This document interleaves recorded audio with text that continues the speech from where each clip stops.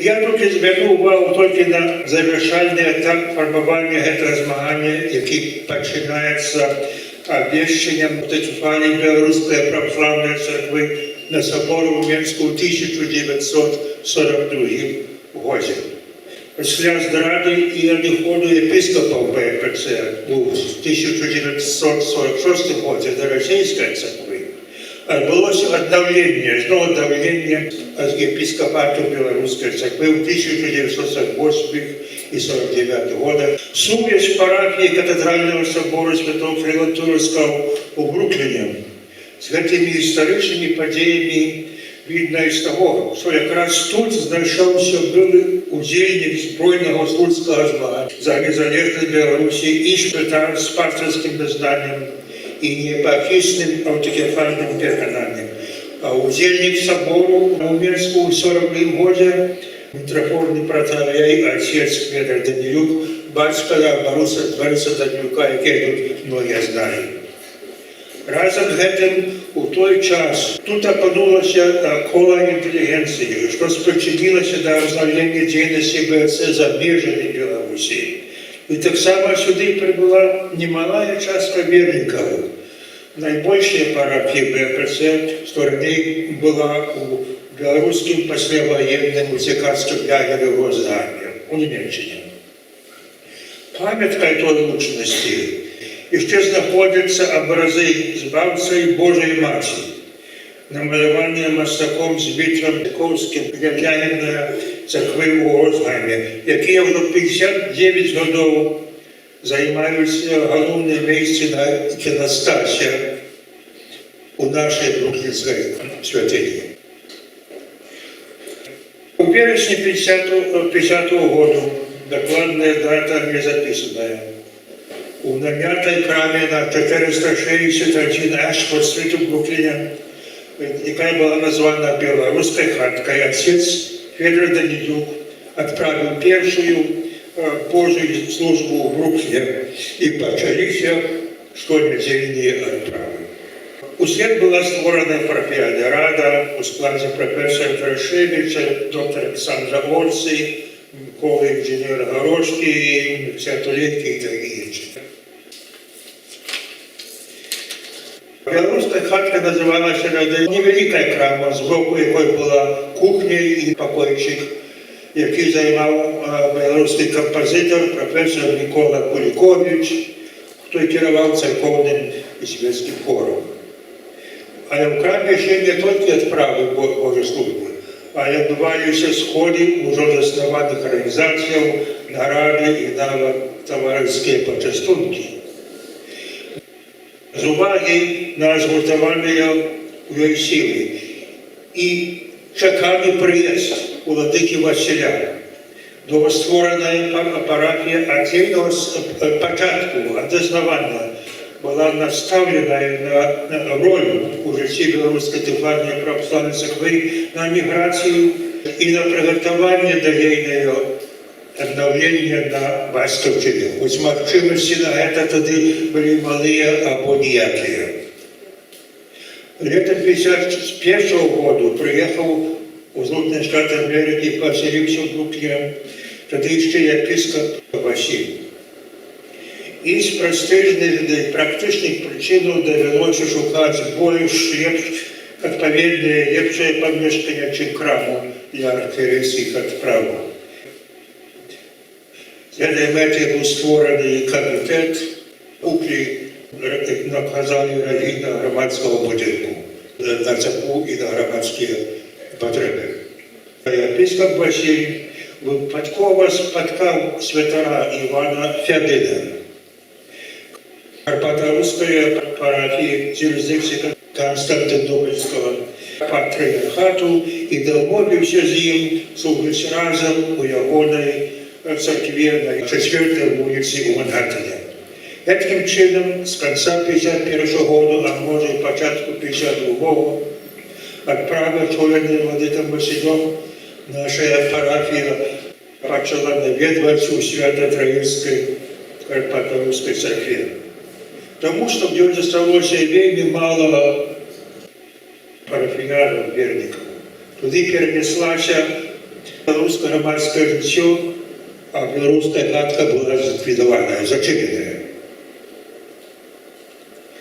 11 кастрычніка 1954 году парафія была інкарпараваная, гэта значыць па-амерыканску, рэгістраваная па-амерыканску.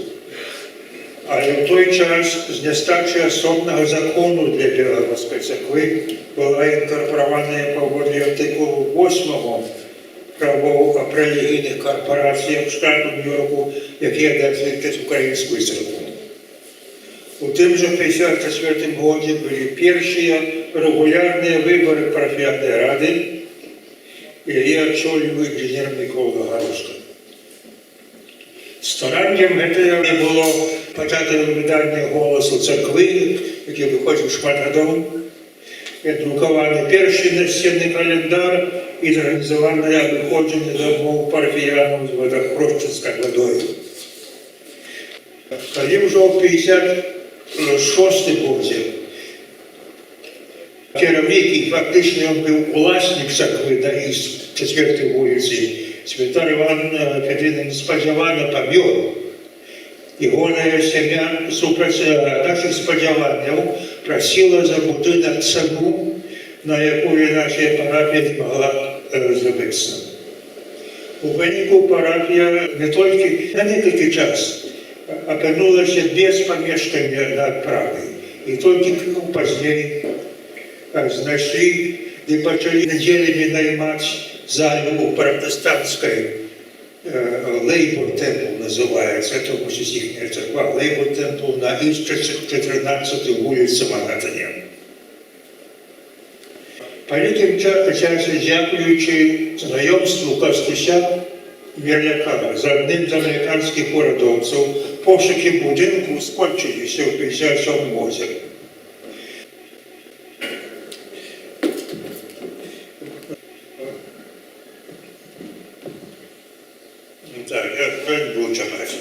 Быў куплены будынак прэсбітэрыянскай царквы, тут былі прэсбітэрыяне раней, на 401 Атлантык авеню, дзе цяпер знаходзіцца наш сабор. Будынак быў у вельмі кепскім стане. Правда, каштаваў $25 000. На сьогодні это вельмі мало грошей. Заплативши 11 000, ды выдаўшы яшчэ некалькі тысяч на новую страху, агравальную сістэму і электрычную інсталяцыю. Бачыце, що трэба нам было новае? Давялося сплачваць пазыку яшчэ 15 чи 20 гадоў. Не маючы больш грошаў, беларуская рамна взяла рабіць меншыя рамонты сваімі рукамі і за некалькі месяцаў давяла будынак да годнага стану. Ужо 3 лістапада 1957 году стала магчыма адправіць сваю літургію першы раз. Гэты дзень, 3 лістапада 1957 году, трэба лічыць як пачатак існавання сабору Святого Кирила Туровского. Уладжванне, аднак, будынку цягнулася. Напрыклад, іканастас. Паводле праекту Беларуса Танюка, якого вы многі ведаеце, быў выкананы рукамі Івана Чигіровича і Туація Медведовича і быў скончены толькі на Великдень 1959 года. З набыццём будынку тут закіпела парафіяльнае, агульнацаркоўнае і грамадскае жыццё. У 1960 годзе у саборы адбыўся устаноўчы з'езд амерыканскай епархіі БПЦ. Я думаю, величина існуе себе, тады быў устаноўчы з'езд. У 1961 годзе Ассамблея штату Нью-Йорк прыняла новый закон для БПЦ. Артыкул 18 закону об рэлігійных карпарацыях Нью-Йорку, які урэгуляваў правнае становішча нашай царквы ў Штатах Амерыкі. І паводле якога епархія якраз жа была інкарпараваная. Значит, по-беларуску трэба казаць зарэгістраваная, а тут інкарпараваная, таму што гэта створыцца карпарацыя. У 1964 годзе паводле гэтага закону была рэінкарпараваная парафія кафедральнага сабора святого Кирилла Турского. Раней, як я казав, яна була інкарпаравана згодна артикулу 8 Української православної церкви. Варто вспомнить, что год на 25 века владыка Василь с делегацией от белорусско-американского зазиночения ездил в Вашингтон, где в Сенате Соединенных Штатов Америки читал молитву за Беларусь. Это давало возможность ему и делегации знакомиться с вице-президентом Америки, який завсёды спотыкал белорусскую делегацию и так само знайомився з американськими сенаторами. Тут у будинку громадським життям керувала білорусько-американське зазіночення, організація згуртування білоруської молоді, жіноча організація, ветеранська і студентська організація. І урадовані гэтых організацій усі наладжені імі наради, з'їзди і урочистості відбувалися у гэтай залі. И канцелярии, там, где была канцелярия громадского центра, як у той час церковний будинок називали. Так само працювала і суботня школа для молодих дітей. Все це не зосталося незауваженим у імперії зла. І треба було сподіватися, у 69 году у парафії був присланий троянський конь. Это Юрий Абремский. И он был диакон, он святран, разом з парафіянами, які треба лічити, були примушені призначитись на свояков удома, яких вони ще мали, на Білорусі. А з підтримкою пари політиків почав розкладати вірників і церковну громаду. На жаль, владика Василь не зрозумів небезпеки, покуль йому не була спинена заплата грошей. І був зачинений уваход в будинок, його не пускали в будинок. Довелося скерувати справу в Державний суд, який на основі 18 артикулу закону о релігійних корпораціях, що дотичить БПЦ, спинив. Хоч для виконання присуду потрібна була поліція. Заколот, певно, зробив шкоду, але спинити парафіальне життя не мог. Воно під старшинством тоді Микося Турейки хутко почало давлятися, а бунтовники одійшли. Що сталося з Абремським? Докладно невідомо. Тільки були чутки, що він загинув в машині десь на дорозі.